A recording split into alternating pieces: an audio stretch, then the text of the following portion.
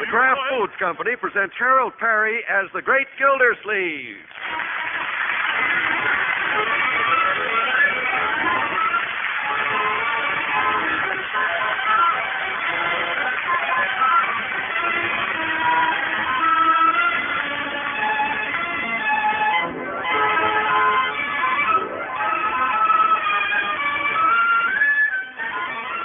The Great Gildersleeve is brought to you by the Kraft Foods Company, makers of Parquet margarine. Millions of women all over America serve Parquet because it tastes so good. Why, Parquet tastes like it should cost twice as much. To market, to get some Parquet. Home again, try it today. You like it, you love it, like millions who say their favorite margarine is Parkay, Parquet margarine, made by Kraft.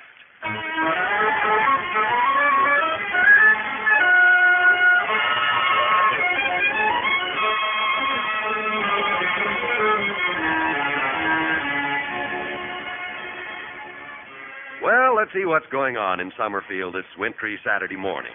Things are unusually quiet in the Gildersleeve household. Leroy and Marjorie at the breakfast table are speaking in whispers. Bertie's walking around on tiptoes. You want some more pancakes, Leroy? Yeah, I sure do, Bertie. Shh, Leroy, keep your voice down. Oh, Yeah, you hadn't better wake up your uncle. Okay. How come Unc didn't go to work this morning? I don't know. All I know is he left orders, do not disturb. He had to work late at the water department last night, so I guess he's taking the day off. All I know is we better be quiet. Okay. Can I have some more pancakes? Okay. You want some more, Miss Marjorie? Please, Bertie. Okay. What was that? I don't know. It came from outside. Hey, look out there! Uh-oh, Mr. Bullet backed up over our can box again. Oh, dear. Cans all over the street. Yeah. Mr. Gildersleeve ain't gonna like this. Unc sure got mad last time he did it. He sure did. Maybe he'll punch Mr. Bullet in the nose. Oh, Leroy. This could lead to a lot of trouble. I hope Mr. Gildersleeve didn't hear it. What was that? Uh-oh, he heard it. Here comes trouble. Bertie? Children, what was that noise? Well, Mr. Gildersleeve, you see... Everything's all right, Unky. Why don't you just go back to bed? I would still like to know what that noise was. It was Mr. Bullet, Unc. He ran over our can box again. Oh, is that all? Guess I will go back to bed. Huh? Unc, aren't you mad at Mr. Bullard? Why, no. But you said if he did it again, you were going to punch him in the nose. Well, that was in 1948, Leroy. I've decided that this year I'm going to be more friendly with Mr. Bullard, more neighborly. Well, for corn's sake.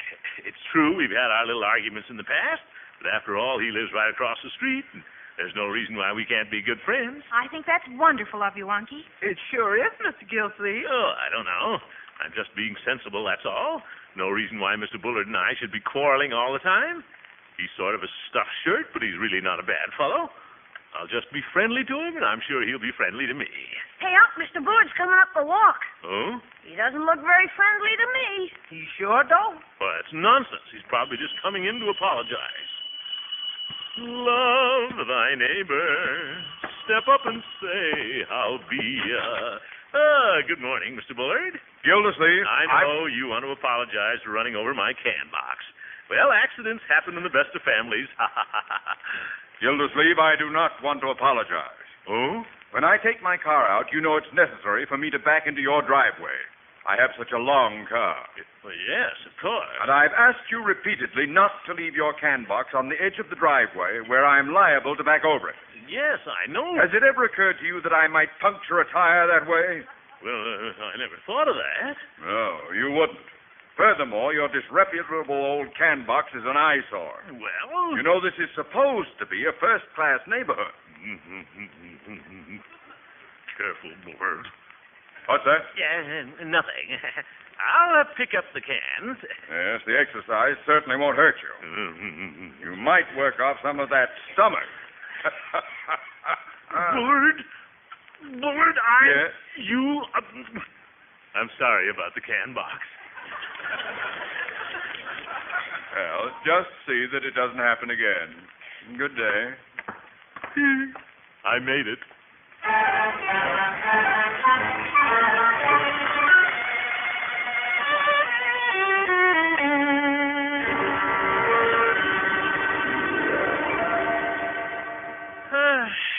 a nice way to spend a winter day? All right.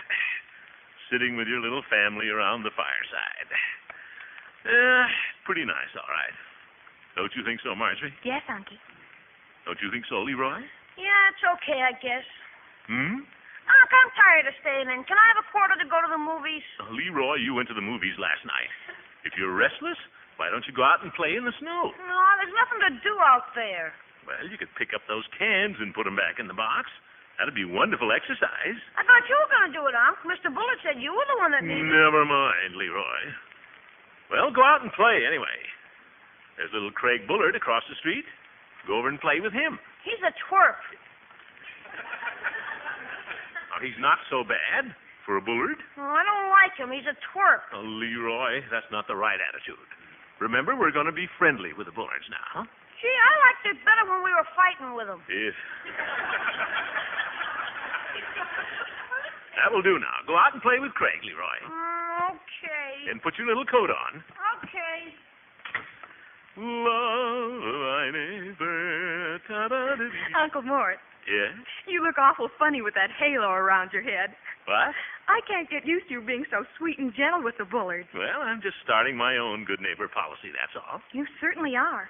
I thought sure you were going to blow up this morning when Mr. Bullard talked to you that way. Well, frankly, so did I for a minute. It just takes a little self-control, Marjorie. Bullard has his little faults, but so do we all. There's no reason whatsoever why our two little families can't live peacefully side by side. Love thy neighbor, step up and say... What's that? It's Leroy. Leroy, what's the matter? He hit me in the nose with a snowball. Who? Craig. Oh, dear. He hit me in the nose with a snowball. There goes your good neighbor policy. Well, I'm sure little Craig didn't mean it. He did too. He hit me when I wasn't looking, little sneak. Now, Leroy. And then he ran in the house before I could hit him, little sneak. Now, Leroy. It isn't that serious. A little snow never hurt anybody. Well, it's not your nose, it's my nose. Yeah, well. Little sneak. Say, there he is out in the yard again. Wait till I get my hands on him. Leroy, you come back here. I'll take care of Craig. You will? Yes, I'll go over and have a little talk with him. Oh. Can't I hit him with a snowball first? No, you can't. I will handle this. You just wait here. Cold out here. I'll just explain to Craig that he shouldn't do things like that. No reason why these little things can't be settled amicably. So, Craig. Craigie. What do you want? Come here a minute. I will not. Well, okay, then I'll come over there. You keep away from me. I'm not going to hurt you, my boy. I just want to have a little talk with you. You keep away from me. Craigie, I just wanted to... Craig, what are you going to do with that snowball? Now, Craigie, you wouldn't... Craig, put that thing down. Don't you throw that. Craig! Oh! Oh! Leroy is right. You are a little sneak. Just wait till I make a snowball. I'll show you. You let me alone. I'll teach you this old snowball. Craig, what's the matter? What are you doing here, Gildersleeve? Oh, hello, Mr. Bullard. What's going on out here? Are you annoying Craig? What? Oh, no. No, you see, Craig hit Leroy in the nose with a snowball, and then he hit me in the nose with a snowball. Well, he has a good aim, hasn't he? I ought to throw this at him. That stuck-up nose of his would make a wonderful target. No, control yourself, Gildersleeve. Now, come on, Craig. After this, Gildersleeve, I suggest you play with someone your own size. Good day. How can you love a neighbor like that?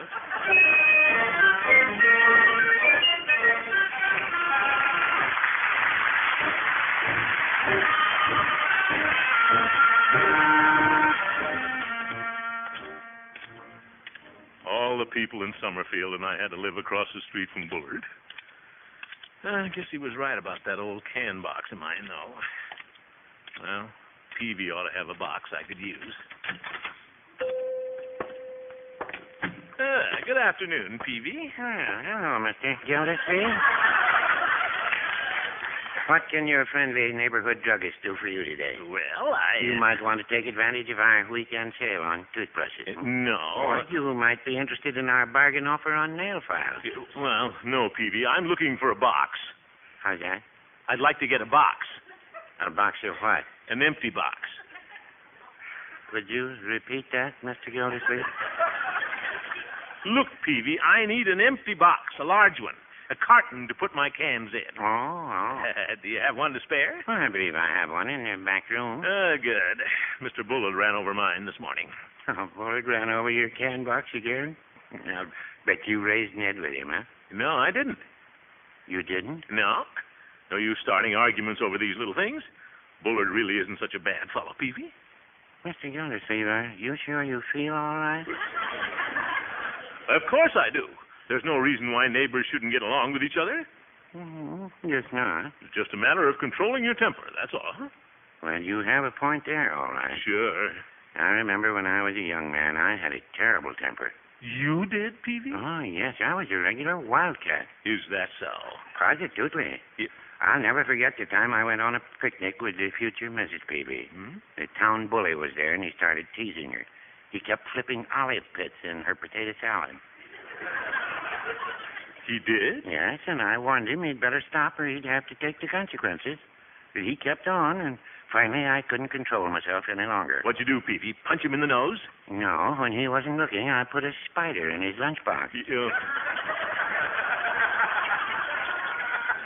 With that terrible temper of yours, I'll bet Mrs. Peavy doesn't dare open her mouth when you're around. No, I wouldn't say that. Well, I wouldn't either. Can I have the box, please?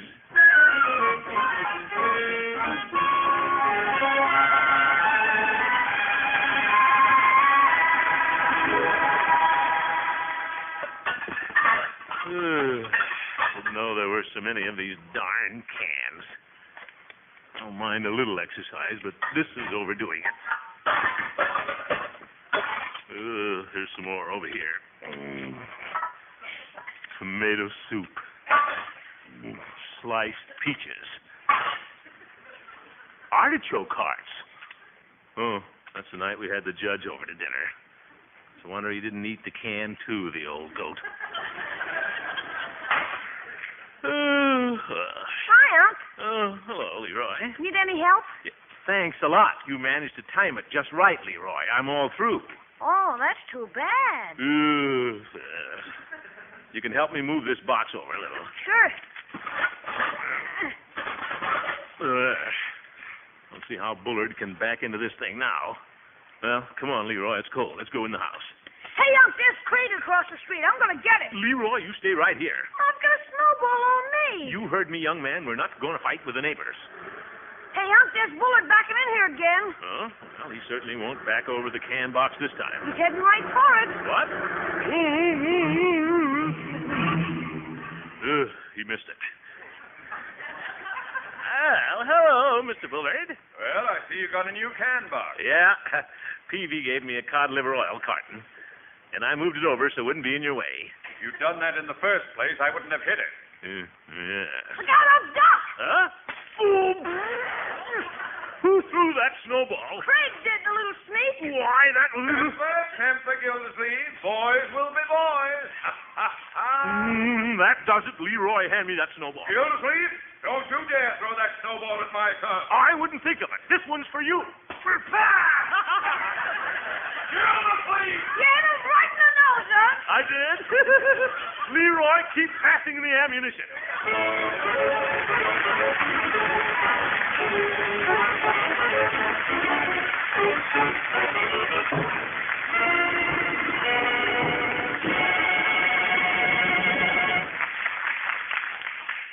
I like it best on biscuits. I like it best on bread, especially on that rich pumpernickel, Bertie.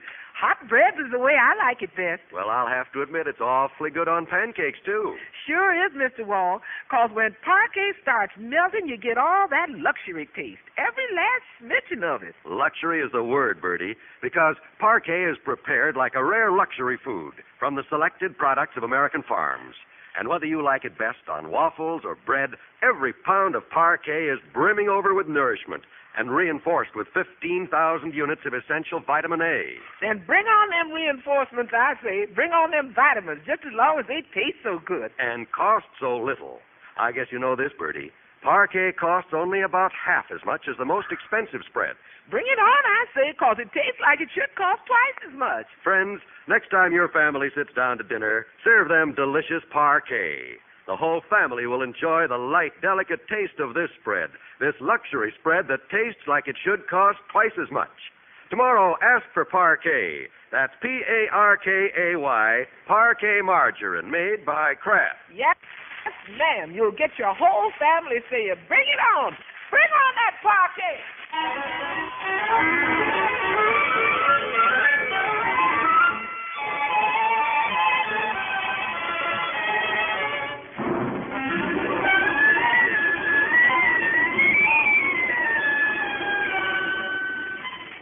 Well, the temperature has dropped sharply in Summerfield, and things are especially chilly in the Gildersleeve Bullard area.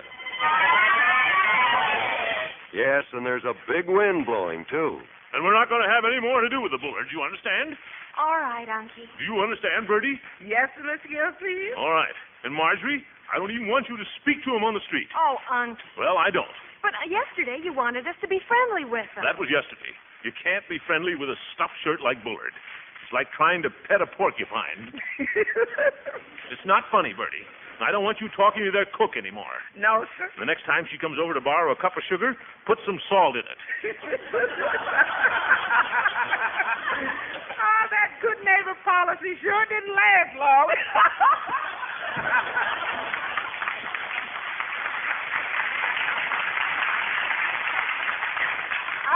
Unky, aren't you being a little bit silly about this? No, I'm not being silly. I tried to get along with Bullard. I extended the hand of friendship, and he bit it. Well, I don't have to take anything from him just because he's got a new DeSoto. Say, I could let the air out of his tires. Uncle Mort. Yeah? I'll get him. I'll get it.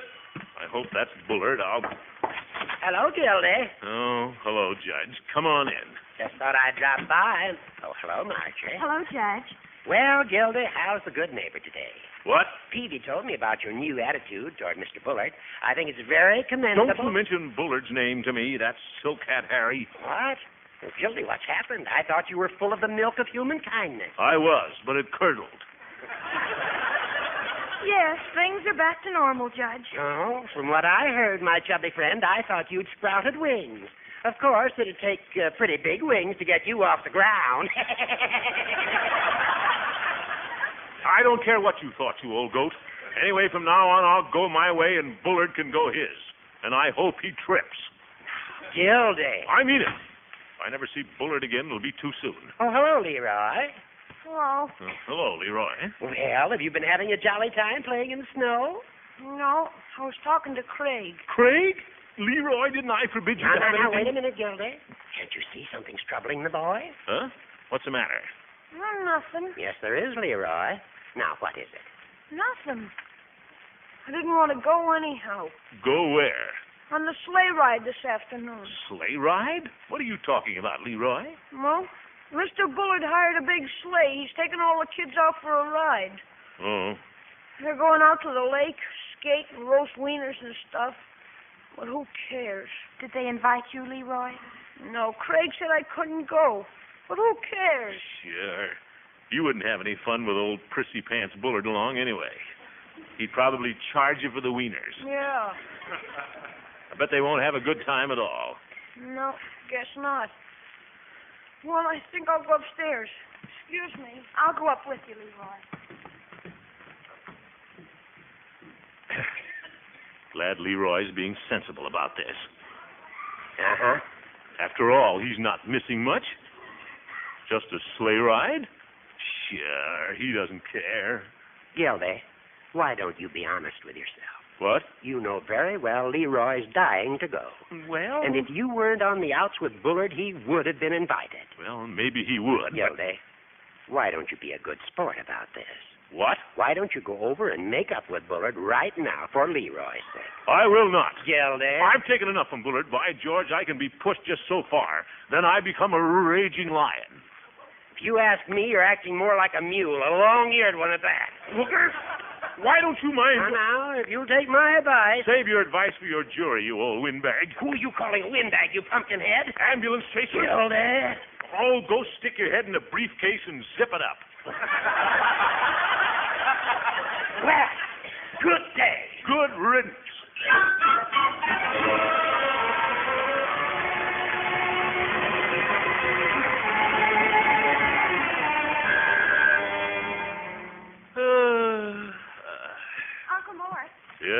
talk to you for a minute? Well, I'm trying to read the paper, but all right. Unky, Leroy's still up in his room. Oh, he is? Yeah. Bertie just brought him up a sandwich, but he wouldn't eat it. Oh? Oh, it's too bad he can't go on that sleigh ride. Yes. Unky, couldn't you go over and make up with Mr. Bullard just this once? No, I'm not going over to Bullard's, Marjorie. I thought I made that clear. But, Unky... I'm sorry about Leroy, but it just can't be helped. But, Uncle Mort... That will do, Marjorie. The subject is closed. All right. I'm going over to Francie's for a while. Goodbye. Goodbye, my dear. Children are certainly a problem. Now, where was I? I've read Truman's speech 3 times, and I still don't know what it says.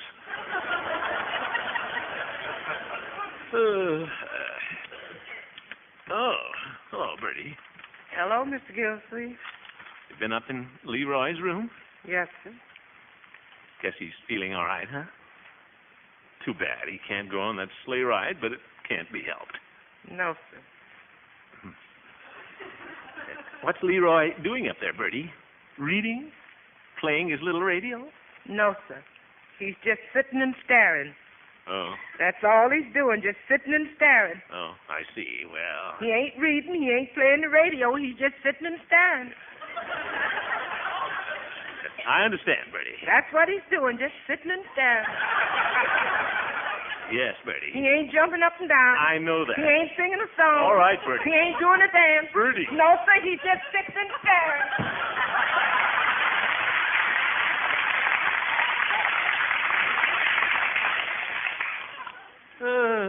Poor little fellow. Guess he feels pretty bad. All right. These things mean a lot to a kid. Maybe I ought to go over and see Bullard. No. Some fellows would weaken at a time like this. Swallow their pride. Eat humble pie. That's what some fellows would do, all right. But not me. No, sir. I won't. Yes, I will.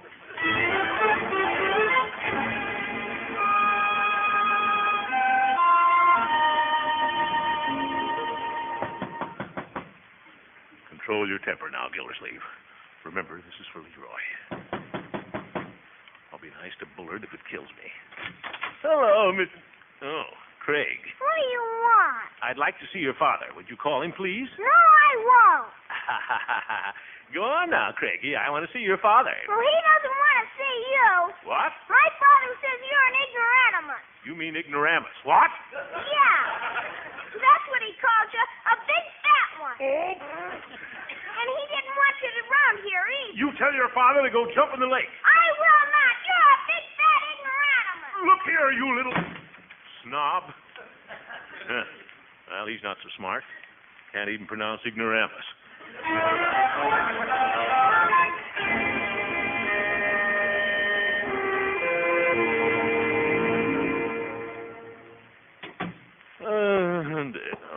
Hello, Leroy. Hello. Oh, so you decided to come downstairs for a while, huh, my boy? Yeah. Leroy, I just went over to make up with the Bullards. You did? Yeah, but I'm afraid it didn't do any good. Oh. It's too bad about the sleigh ride. But don't you worry, my boy. We can have a wonderful time right here at home. Sure. I'll tell you what. I'll get some wieners and we'll roast them right here in the living room. Won't that be fun? Thanks, son. But I'm not very hungry. Oh. Well, I know. How about going to the movies? I don't feel like going right now. Oh? Well, there should be something you'd like to do. Let's see. Now, what's that out there? There's some of the kids. Huh? Red and Chuck. And there's Piggy. I didn't know he was going. Leroy, why don't you come away from the window now? There's nothing more to see. Okay. I know how you feel, my boy, but there'll be other sleigh rides. It's okay, Unc. There'll be plenty of good times ahead, Leroy. There'll be other things. I'll get it, Bertie. Gildersleeve? Bullard. Where's Leroy? What? We're waiting for him.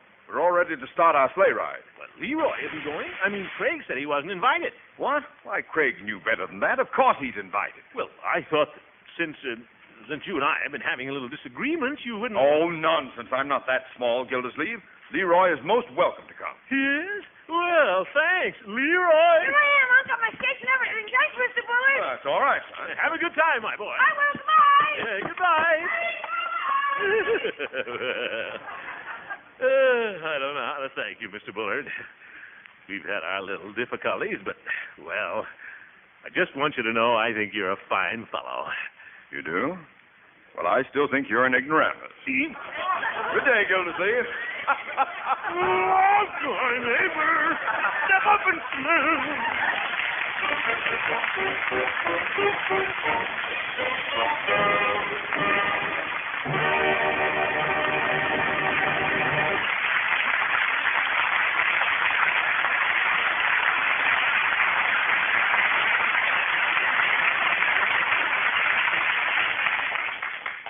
Hot toast on a winter morning. Hot toast covered with melted parquet. There's nothing better. And the nourishment you get from parquet is as welcome to your system as parquet's light, delicate flavor is welcome to your taste. Serve parquet for breakfast tomorrow. And as you enjoy helping after helping of this delicious food with a luxury taste, remember, it costs only about half as much as the most expensive spreads. You'll like its light, delicate flavor on waffles, pancakes, muffins, as well as on toast or bread. No matter how you use parquet, we think you'll agree it tastes like it should cost twice as much. That's Parquet, Parkay, Parquet margarine made by Kraft.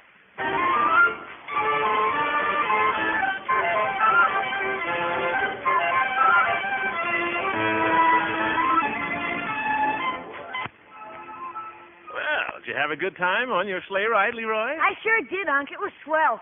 We skated, roasted wieners, and everything. That's good. And then we sat around the fire, and Mr. Bullard gave us a little talk. A talk? He would.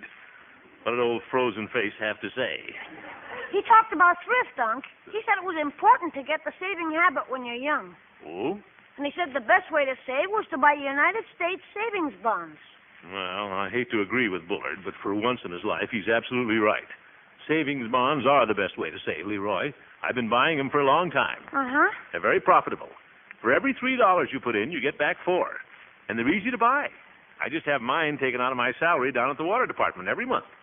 People who aren't on a payroll can buy them wherever they bank. Everybody ought to take advantage of one of these automatic saving plans, Leroy. Unc?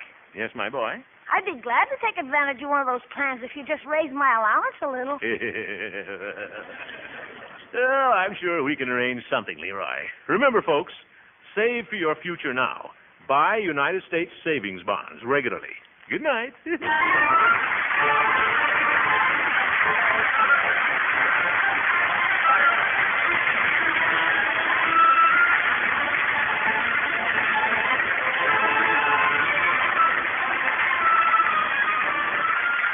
The Great Gildersleeve is played by Harold Perry. It was written by John Elliott and Andy White with music by Jack Meakin. Included in the cast are Walter Tetley, Mary Lee Robb, Lillian Randolph, Arthur Q. Bryan, Earl Ross, and Richard LeGrand. This is John Wald saying goodnight for the Kraft Foods Company, makers of the famous line of Kraft quality food products. Be sure to listen in next Wednesday and every Wednesday for the further adventures of the Great Gildersleeve. You bet.